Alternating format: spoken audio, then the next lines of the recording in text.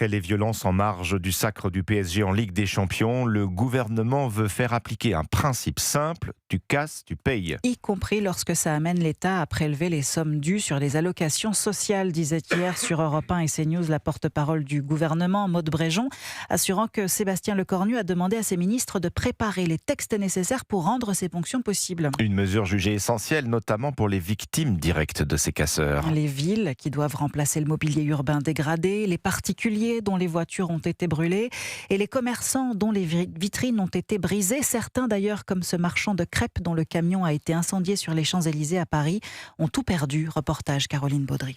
Une carcasse calcinée sur la plus belle avenue du monde. Alexis Bratakos montre dépité ce qu'il reste de son kiosque en métal vert. On peut littéralement attraper des poignées de cendres là, sur les côtés du stand pour qu'un tel feu ait été déclenché. C'est sans doute un feu d'artifice qui a été tiré à l'intérieur. On peut identifier le cercle, c'était les crêpières. Non, il n'y a absolument rien qui a tenu. C'est par des vidéos envoyées par ses proches qu'il découvre samedi soir les casseurs en pleine action.